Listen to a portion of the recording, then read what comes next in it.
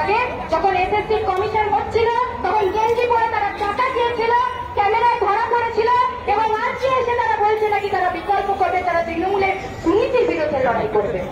এবং আমরা ভালোভাবেই জানি এই শুভেন্দু অধিকারী, নিশীথ পারামানি এরা কেউ তৃণমূল ছাড়েনি এটা বলে যে দিদি দুর্নীতি করছে তাই জন্য আমরা রাজনীতি করবো না। তারা কেউ তৃণমূল এই বলে ছাড়েনি যে তৃণমূলের যে সরকার তারা দুর্নীতি করছে, মানুষের ভবিষ্যতের সাথে খেলছে তাই জন্য আমরা রাজনীতি করবো না।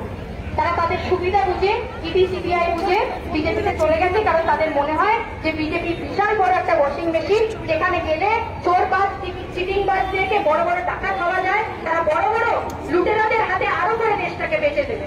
কিন্তু মানুষ বাংলা বুঝে গেছে এবং তাই জন্য আপনাদের সামনে যে অনুরোধ, যে 1 তারিখে যখন ভোট দেবেন কাছে হাতুড়ি তারা চিহ্নতে ভোট দিয়ে আমাদের যে প্রার্থী বামফ্রন্ট মনোনীত প্রার্থী কমরেড সৃজন ভট্টাচার্যকে বিপুল ভোটে ভোট দিয়ে জয়যুক্ত করুন এবং এটা নিশ্চিত করুন যে পার্লামেন্টের মধ্যে যখন যুব সমাজের কথা রাখতে হবে, ছাত্র সমাজের কথা কেউ রাখতে পারবে, কৃষক শ্রমজীবী মানুষের কেউ কথা রাখতে পারবে, সেটা বামফ্রন্ট এবং এই লাল ঝান্ডা।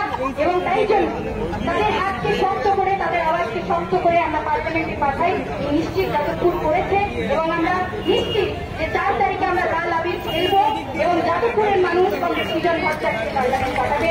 ইনকিলাব জিন্দাবাদ।